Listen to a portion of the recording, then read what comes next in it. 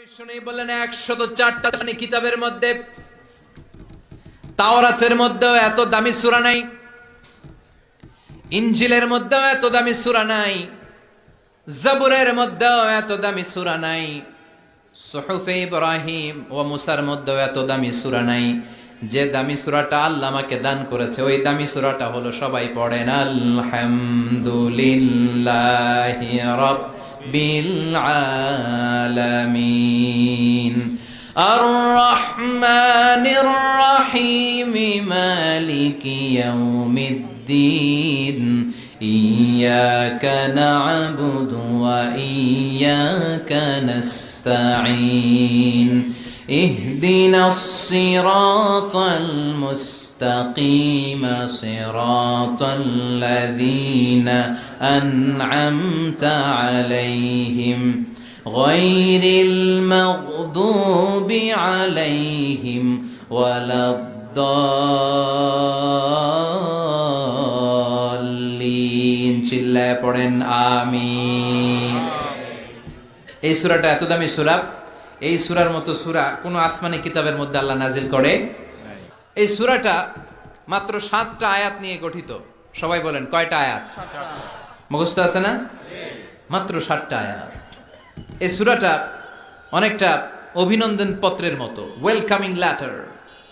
কি letter? Welcoming letter, মানপত্র, অভিনন্দন পত্রের মতো। অনেক সময় আমাদের এলাকায় এমপি মন্ত্রীরা আসে না প্রধান অতিথি হয়ে, তখন আমরা মানপত্র দেই, অভিনন্দন পত্র দেই, ঠিক কিনা? অভিনন্দন পত্রে কমসে কম 3টা অংশ থাকতে হয়। চিৎকার করে বলেন কয়টা? প্রথমে থাকতে হয় প্রশংসা। কথা কন। প্রথমে আমরা তার প্রশংসা করি, আপনি সুমহান অতিথি, আপনার মতো মানুষ পৃথিবীতে দ্বিতীয়টা নাই, আপনার চরিত্র ফুলের চেয়েও পবিত্র। আছে না নাই? প্রথমে আমরা তার প্রশংসা করি, উই প্রেইজ হিম, আমরা তার প্রশংসা করি। দ্বিতীয় পর্বে আমরা নিজেদের পরিচয় দেই। আমরা এই হাই স্কুলের কমিটি, আমাদের একটা একাডেমিক ভবন লাগবে, আমরা এই মসজিদের কমিটি, আমরা এই মাহফিলের কমিটি, আমি সভাপতি, উনি সেক্রেটারি, উনি ক্যাশিয়ার, আমাদের পরিচয়টা আমরা দেই। তৃতীয় পর্বে আমাদের দাবি দেওয়া শুরু করি। শুরুতে কি দাবি দেওয়া আরম্ভ করা যায়? এটা দাও, এটা দাও, দিতে হবে, না দিলে মানি না, মানবো না। প্রথমে যদি বলেন মানি না, মানবো না, খবর আছে না নাই? তারপরে নিজেদের পরিচয় পেশ করতে হয়, তারপরে দাবি দেওয়া পেশ করতে হয়। সূরাতুল ফাতিহাটা হুবহু এরকম একটা অভিনন্দন পত্রের মতো। 7টা আয়াতের প্রথম 3 আয়াতে কেমন করে আমরা আল্লাহর প্রশংসা করব, আল্লাহর গুণকীর্তন করব, আল্লাহ সেটা শিখাইয়া দিলেন। সুবহানাল্লাহ নাই? চতুর্থ আয়াতে কেমন করে আমরা আমাদের নিজেদের পরিচয়টা আল্লাহর কাছে পেশ করব, সেটা আল্লাহ শিখাইয়া দিলেন। এরপরে আমাদের দাবি দেওয়া আল্লাহর কাছে আমরা কেমন করে পেশ করব, ওইটাও আল্লাহ শিখাইয়া দিলেন। তাহলে প্রথম 3টা আয়াতে আল্লাহ তাআলার প্রশংসা কেমন করে করতে হয় আল্লাহ শিখালেন। চতুর্থ আয়াতে কেমন করে আমাদের পরিচয়টুকুন আল্লাহর কাছে পেশ করব আল্লাহ সেটাও শিখাইয়ে দিলেন। শেষের 3টা আয়াতে কি দাবি দেওয়া আমাদের পেশ করা দরকার, আমাদের চেয়ে ভালো জানে কে? কেউ যেটা জানে না, জানে কে? আমরা আমাদেরকে যত ভালোবাসি, আমাদেরকে আমাদের চাইতে বেশি ভালোবাসে কে? সুবহানাল্লাহ। বাড়িতে গিয়ে কইন, আপনি আপনারে যত ভালোবাসেন আল্লাহ তাআলা আপনার চাইতে আপনারে বেশি ভালোবাসে। আল্লাহু আকবার। প্রথম 3 আয়াতে প্রশংসা বাণী, চতুর্থ আয়াতে নিজেদের পরিচয়, পঞ্চম, ষষ্ঠ এবং সপ্তম আয়াতে কেমন করে দাবি দাওয়া পেশ করব সব শিখায়া দিলেন কে? এই সূরাতুল ফাতিহা, এটা কিন্তু আল্লাহর সাথে আমাদের কনভারসেশন। কনভারসেশন বুঝেন তো? কথোপকথন, ডায়ালগ। আমরা তো গড়গড় গড়গড় করে পড়ে শুধু সামনে আগাই, আসলে পড়াটা এমন নয়। সূরাতুল ফাতিহা যখন পড়ি, এই 7টা আয়াত পড়ার সাথে সাথে আল্লাহ তাআলা আমাদের সাথে কথা বলেন। আমরা যখন বলি আলহামদুলিল্লাহি রাব্বিল আলামিন, তখন আল্লাহ আমাদের সাথে কথা বলেন। আমরা যখন বলি আর রহমানির রহিম, তখনও তিনি কথা বলেন। তার মানে প্রতিটা বাক্যের উত্তর আল্লাহর পক্ষ থেকে আছে না নাই? আমরা যখন পড়ি আলহামদুলিল্লাহি রাব্বিল আলামিন, আল্লাহ ফেরেশতাদের ডেকে বলে হামিদানি আব্দি, নজর করে দেখ আমার বান্দা আমার প্রশংসা শুরু করে দিয়েছে। আল্লাহু আকবার। তোদেরকে বলেছিলাম ইন্নী জাইলুন ফিল আরদি খলিফা, আমি দুনিয়ার বুকে মানুষ বানাবো। তোরা বলেছিলি মানুষ বানিয়ে লাভ নাই, আমরাই তো ভালো, আমরাই তো ভালো। কেন আপনি মানুষ বানাবেন? মানুষ দুনিয়াতে মারামারি করবে, কাটাকাটি করবে, রক্তপাত করবে, কিলাকিলি করবে, হরতাল দিবে। হরতাল আছে না নাই? কিলাকিলি আছে না নাই? গদিলে টানাটানি আছে না নাই? মানুষ তো রক্তপাত করবে। আল্লাহ মানুষ কেন? আমরাই তো ভালো। আল্লাহ বলেছিলেন ইন্নী আ'লামু মা লা তা'লামুন, আমি যেটা জানি তোরা সেটা জানিস না। চিৎকার করে বলেন ঠিক কিনা? তো ফেরেশতাদেরকে দেখানোর জন্য আল্লাহ বলবেন হামিদানি আব্দি, দেখ তোরা মানুষ বানাতে নিষেধ করেছিলি, নজর করে দেখ আমার বান্দা আমার প্রশংসা গাওয়া শুরু করে দিয়েছে। এরপর আমরা যখন বলি আর রহমানির রাহিম, আপনি দয়ালু, আপনি মেহেরবান, আল্লাহ বলে নজর করে দেখ আসনা আলাইয়া আবদি, আমার বান্দা আমার গুণকীর্তন করা শুরু করেছে। আমরা যখন পড়ি মালিক ইয়াউমিদ্দিন, আল্লাহর সাথে সাথে বলে দেয় মাজ্জাদানি আবদি, আমার বান্দা আমার মর্যাদার বর্ণনা দিয়েছে। সুবহানাল্লাহ। এরপরে আমরা যখন বলি ইয়্যাকা না'বুদু ওয়া ইয়্যাকা নাস্তাঈন, আল্লাহ বলে হাযা বাইনি ওয়া বাইনা আবদি, এই কথাটা আমার বান্দার সাথে সম্পৃক্ত, এটা আমার আর আমার গোলামের ব্যাপার। এত চমৎকার কথা আমার বান্দা বলেছে, আমি আমার বান্দার উপর এত খুশি হয়েছি, এখন আমার বান্দা আমার কাছে যা চাইবে তাই দিয়ে দেব। এভাবে কনভারসেশন হয়। আমরাও বলি, আল্লাহও বলে। আমরা বলি উনি শোনেন, উনি বললে আমরা শুনি। এরকম একটা ফিলিংস আমাদের অন্তরের ভেতরে থাকার দরকার আছে না নাই? 7টা বাক্য, শুধুমাত্র কেবলমাত্র কয়টা বাক্য? চিল্লায় বলেন। সালাতের মধ্যে আমাদের অনেকের মনোযোগ থাকে না, এরকম একটা অভিযোগ অনেকের আছে না নাই? যে হুজুর অনেক চেষ্টা করে মনটারে ধরে রাখতে পারি না, মন একবার এদিকে যায় আরেকবার ওদিকে যায়, একবার ডানে একটা বায়ে। মনকে আরবিতে বলে কলব। চিল্লায় বলেন মনকে আরবিতে কি বলে? কলব শব্দের অর্থ হচ্ছে নাড়াচাড়া করে, যেটা পরিবর্তন হয়। পৃথিবীতে সবচাইতে নাড়াচাড়া করে যে জিনিসটা এদিকে এদিকে ছোটে, ওটা হচ্ছে মন। ওটা কি?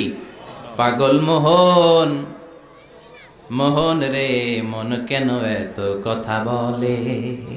কত কথা কয় এই মন, কত দিকে যায় এই মন। এখন আমার মন আছে এখানে, একটু পরে ছুটছে ঢাকা, এরপরে সৌদি, এরপরে আমেরিকা। পাসপোর্ট ভিসা কিছু লাগছে? কথা কন। এটা খুব দ্রুত ছুটে চলে যেতে পারে, এজন্য এটাকে ধরে রাখতে হয়। নামাজের মধ্যে যদি মনটারে ধরে রাখতে হয়, কি কি পড়তেছেন অর্থ জানার দরকার আছে না নাই? আসুন আজকের এই তাফসির মাহফিলে অন্তত প্রতিদিন সূরাতুল ফাতিহার মধ্যে যে 7টা আয়াত আমরা পড়ি, এগুলোর অর্থ জেনে যাই, কি বলে আল্লাহর প্রশংসা করি, জানার দরকার আছে না নাই? আসুন মনোযোগ দিয়ে একটু শিখার চেষ্টা করি। প্রথম আয়াতে আল্লাহ বলছেন আলহামদুলিল্লাহি রাব্বিল আলামিন, সকল প্রশংসা বহুমাত্রিক জগতের প্রতিপালক আল্লাহ তাআলার জন্য। সুবহানাল্লাহ পড়েন। আর রহমানির রাহিম, দয়াময় মেহেরবান প্রভু হে। মালিক ইয়াউমিদ্দিন, তিনি প্রতিফল দিবসের মালিক। ইয়্যাকা না'বুদ ওয়া ইয়্যাকা নাস্তাঈন, আমরা শুধুই আপনার ইবাদত করি, আমরা শুধুই আপনার কাছে সাহায্য চাই। ইহদিনাস সিরাতাল মুস্তাকিম, প্রভু হে আপনি সহজ সঠিক সহজ সরল পথের দিশা দেন। সিরাতাল্লাযীনা আন'আমতা আলাইহিম, তাদের পথ যে পথে আপনার রহম বরকত অবারিত।